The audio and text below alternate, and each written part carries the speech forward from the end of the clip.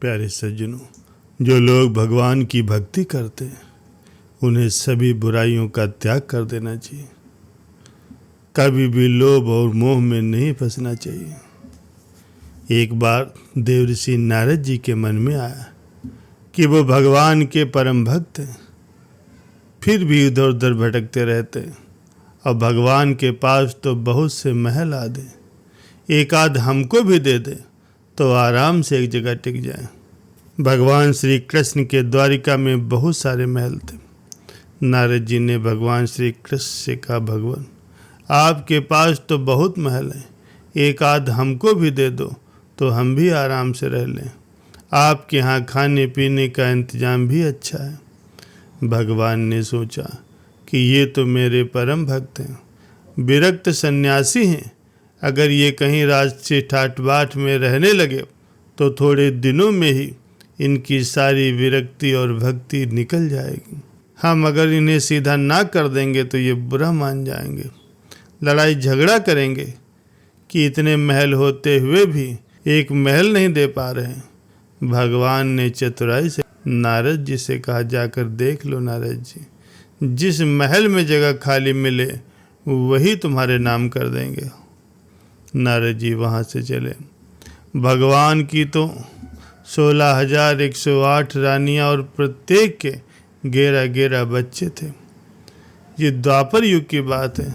सब जगह नारद जी घूम आए, लेकिन किसी भी महल में कोई कमरा खाली नहीं मिला, सब भरे हुए थे।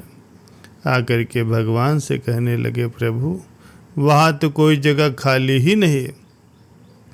तो भगवान ने कहा, फिर मैं क्या करूँ? अगर कोई खाली होता तो तुम्हें जरूर दे देता। नारद जी के मन में आया कि ये तो भगवान ने मेरे साथ धोखाधड़ी की है, नहीं तो कुछ न कुछ करके किसी को भी इधर उधर शिफ्ट करा करके एक कमरा तो दे ही सकते थे। इन्होंने मेरे साथ धोखा किया है, अब मैं इन्हें मज़ा जरूर चखाऊंगा। नारद जी रुक्मिणी जी के पास जा पहुँचे।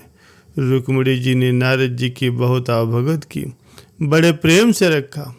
उन दिनों भगवान सत्यभामा के यहाँ रहते थे।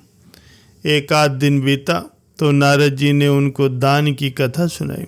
सुनाने वाले स्वयं नारद जी थे। दान का महत्व सुनाने लगे कि जिस चीज़ का दान करोगी वही चीज़ तुम्हारे आगे को मिलेगी। जब नारद जी ने देखा कि ये बात रुक्मिणी जी को जम गई है तो उनसे पूछा, आपको सबसे ज़्यादा प्रेम किससे है? रुक्मिणी जी ने कहा, ये भी कोई पूछने की बात है, भगवान हरि से ही मेरा सबसे ज़्यादा प्रेम है। तो नारद जी कहने लगे, फिर आपकी यही इच्छा होगी कि अगले जन्म में वे तुम्हें फिर से पति के रूप में मिले। रुक्मिणी जी बोली, इच्छा तो यही है। नारद जी ने कहा, इच्छा है तो फिर दान कर दो, नहीं तो फिर आगे नहीं मिलेंगे। आपकी श्रोते भी बहुत हैं और उनमें से किसी ने अगर पहले इन्हें दान कर दिया तो वो उन्हें ही मिल जाएंगे, इसलिए दूसरा कोई दान करे इससे पहले आप ही कर दो। रुक्मिणी जी को बात जच गई कि जन्म जन्म में भगवान मिले तो दान कर देना चाहिए। रुक्मिणी जी से नारद जी ने संकल्प करा लिया। अब क्या था, नारद जी का काम बन गया। वहाँ से वो सीधे सत्यभामा जी के महल में जा पहुँचे और भगवान से कहने लगे, प्रभु उठाओ अपना कमंडल और चलो मेरे साथ। भगवान ने कहा, कहाँ चलना है, क्या बात हो गई? नारद जी ने कहा, बात कुछ नहीं हुई, आपको मैंने दान में ले लिया है। आपने मुझे तो एक कोठरी भी नहीं दी थी, मैं अब आपको भी बाबा बना करके किसी पेड़ के नीचे सुलाऊंगा। और उन्होंने भगवान को सारी बात कह सुनाई। भगवान ने कहा, रुक्मिणी ने अगर मुझे दान में दिया है तो ठीक ही है, वो मेरी पटरानी है, पहले मैं उनसे मिलना चाहता हूँ।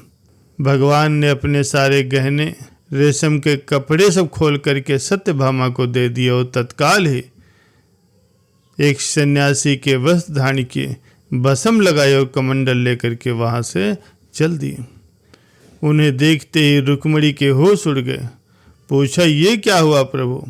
भगवान ने कहा, रुक्मिणी क्या तुम्हें पता नहीं है, नारद जी तो कहते हैं कि तुमने मुझे दान में दे दिया। रुक्मिणी जी ने कहा, लेकिन वे कपड़े और गहने कहाँ गए? उत्तम केसर को छोड़ करके आपने ये भस्म क्यों लगा रखी? भगवान ने कहा, जब आपने मुझे दान में दे ही दिया है, अब तो मैं उनका हो गया हूँ, इसीलिए अब मेरे ये ठाठ बाट नहीं चलेंगे। अब तो हम बाबा होकर यहाँ से जा रहे हैं। रुक्मिणी ने कहा, मैंने इसलिए आपको थोड़े ही दान दिया था कि ये नारद जी आपको ले जाएं। भगवान ने कहा, और किस लिए दान दिया जाता है? रुक्मिणी ने कहा, दान इसलिए दिया जाता है कि आगे जाकर के वो चीज़ कई गुना होकर के आपको मिले।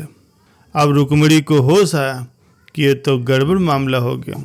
रुक्मिणी जी ने कहा, नारद जी, यह आपने पहले क्यों नहीं कहा? अगले जन्म में तो ये मिलेंगे सो मिलेंगे, लेकिन अभी तो ये हाथ से जा रहे हैं। नारद जी ने कहा, अब जो हो गया सो हो गया, अब मैं इन्हें ले जाऊंगा। रुक्मिणी जी बहुत रोने लगी। तब तक हल्ला गुल्ला मच गया और सारी रानियां वहां भाग करके इकट्ठा हो गई। सत्यभामा, जामवंती सब समझदार थीं।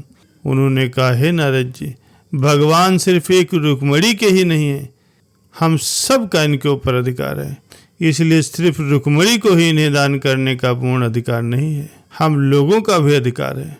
नारद जी ने सोचा, ये तो बहुत घपला हो गया। कहने लगे, क्या आप लोग भगवान के टुकड़े करवाओगे?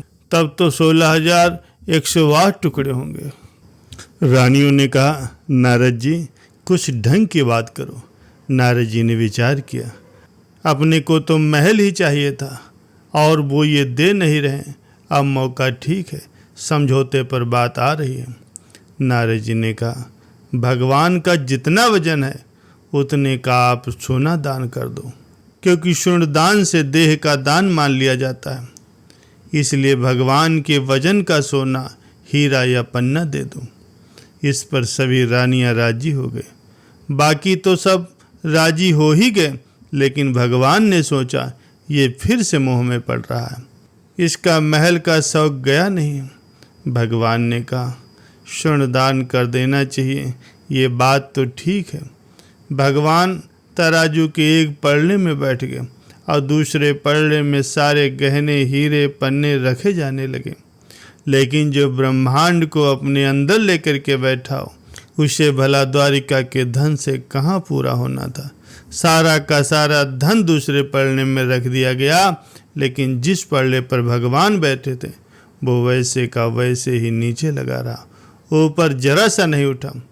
नारद जी ने कहा, देख लो, ये तराजू तो बराबर हो ही नहीं रहा, अब मैं भगवान को अपने साथ ले जाऊंगा। सभी रानियां कहने लगी, अरे महाराज, कोई उपाय बताओ। नारद जी ने कहा, और कोई उपाय नहीं। अन्य सब लोगों ने भी अपने अपने हीरे पन्ने ला करके उस तराजू में डाल दिए, लेकिन उससे क्या होना था, वे तो त्रिलोकी का भार लेकर के बैठे थे। नारद जी ने सोचा, अपने को अच्छा चेला मिल गया, बढ़िया काम हो गया। इधर उधर औरतें सब चीख रही थी।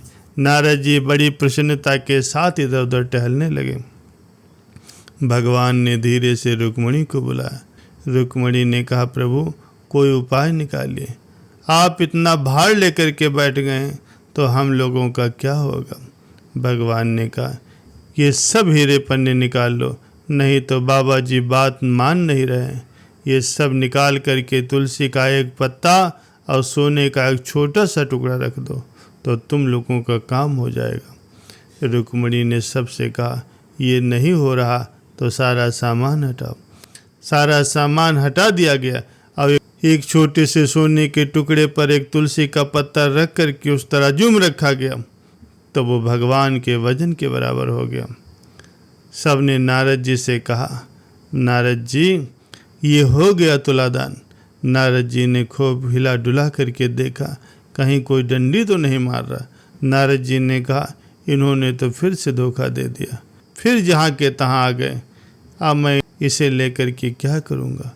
उन्होंने कहा, भगवान, आप ये अच्छा नहीं कर रहे हैं, केवल घर वालियों की बात सुन रहे हैं, आप मेरी तरफ देखिए। भगवान ने कहा, तुम्हारी तरफ मैं क्या देखूं? तुम सारे संसार के स्वरूप को समझ करके फिर मोह के रास्ते पर जाना चाह रहे हो, तो मैं तुम्हारी क्या बात सुनूं।